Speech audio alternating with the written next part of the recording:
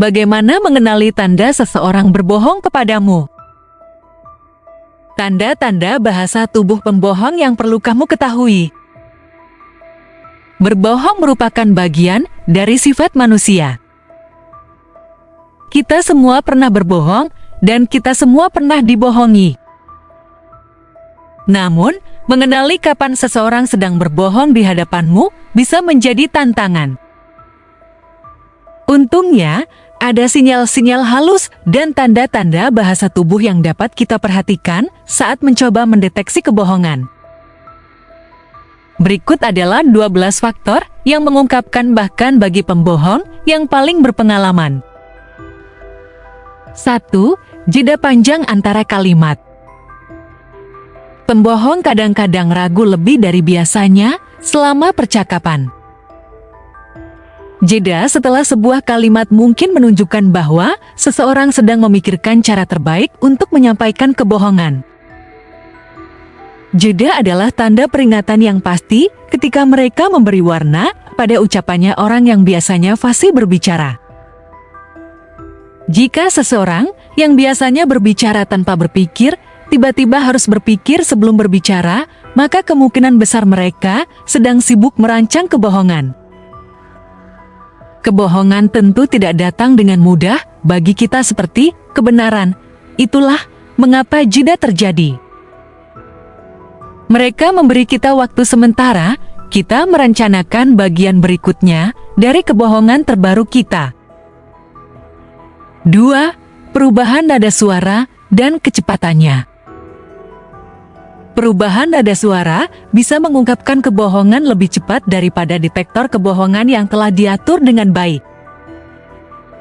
Ketika seseorang berbohong, suaranya mungkin menjadi lebih tinggi karena pita suara mengencang.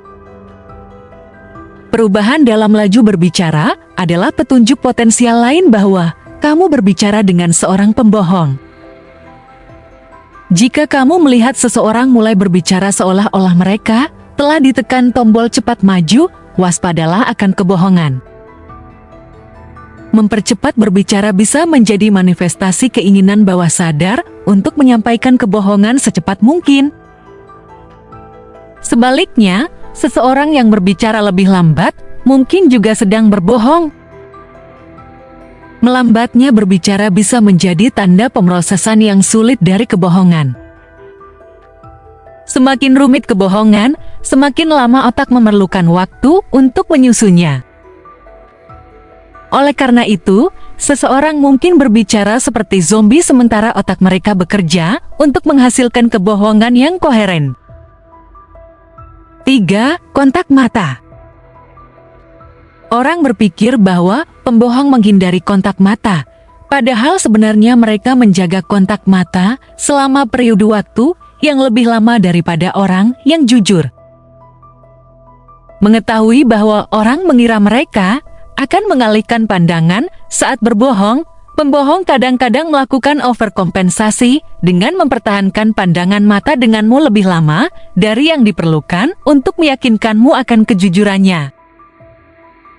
Orang biasanya mempertahankan kontak mata selama interval 3 hingga 5 detik selama percakapan sehari-hari. Jika kamu melihat seseorang mempertahankan pandanganmu lebih lama dari itu, maka sensor deteksi kebohonganmu harus aktif. Dalam pandangan saya, mereka entah tertarik padamu atau sedang berbohong padamu. 4.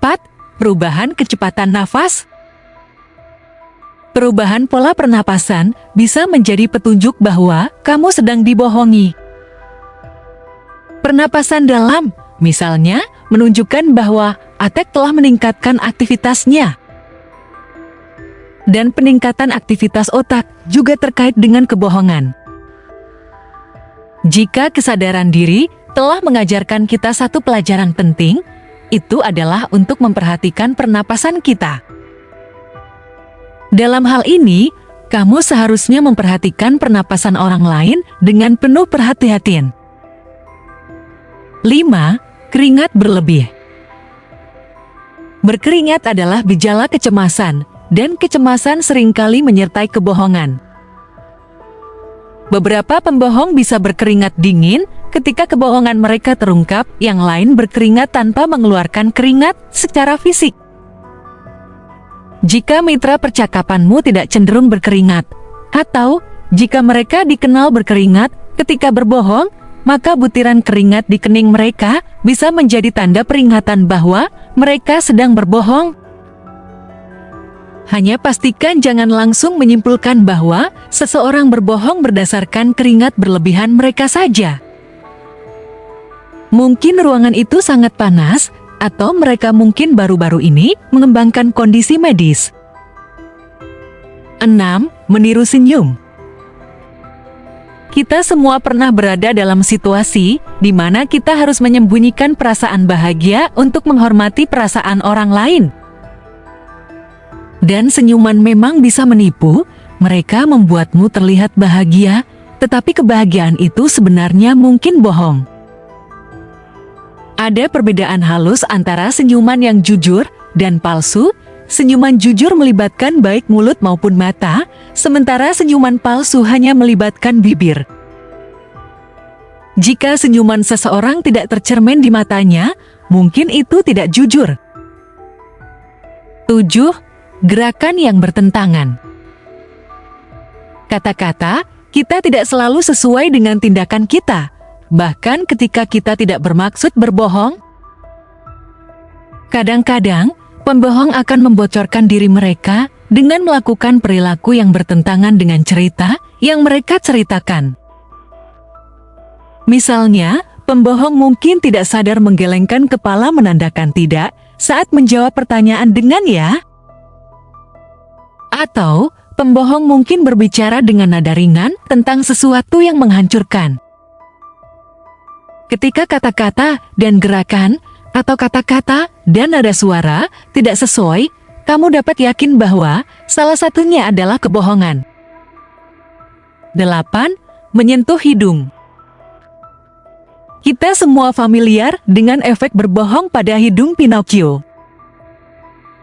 Para ilmuwan telah menemukan bahwa hidung manusia sebenarnya membesar saat kebohongan terucap. Ini disebabkan oleh pelepasan zat kimia akibat tekanan berbohong.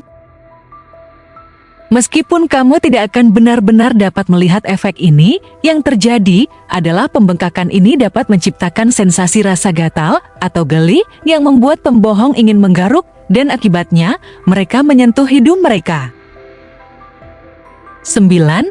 Menyentuh leher atau menarik kerah baju. Ini adalah tanda klasik dari seorang pembohong, dan alasannya berasal dari kepekaan jaringan wajah dan leher yang halus.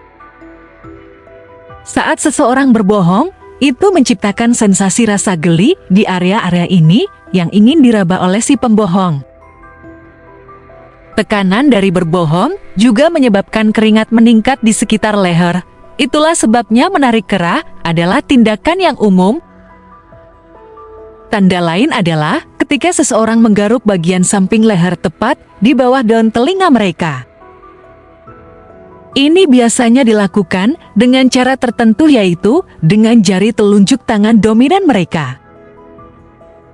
Ini adalah sinyal khas ketidakamanan, keraguan, dan ketidakpastian yang berjalan dalam pikiran seseorang yang tidak memberitahu kebenaran sepenuhnya. 10. Sangat defensif. Ketika kamu menghadapi seorang pembohong dengan fakta, mereka biasanya menjadi sangat defensif, menolak untuk menjawab pertanyaan apapun, bahkan menuduhmu berbohong.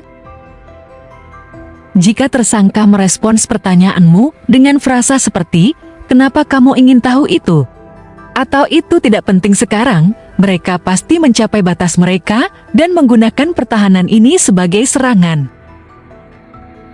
11. Mengganti topik pembicaraan. Setiap orang merasa rentan dan tidak nyaman ketika berbohong. Bahkan jika seseorang adalah pembohong berpengalaman dengan ekspresi santai di wajah mereka, di dalam, mereka panik. Seorang pembohong pasti akan mencoba mengganti topik dengan cepat dan beralih ke topik lain. 12. Menutupi mulut. Menutupi mulut, khususnya, adalah refleks bawah sadar yang sebenarnya bisa berarti seseorang berusaha menekan kata-kata penipu yang keluar dari mulut mereka. Ini dapat muncul sebagai tangan yang menutupi mulut secara harfiah atau jari yang ditempatkan di bibir dalam gerakan.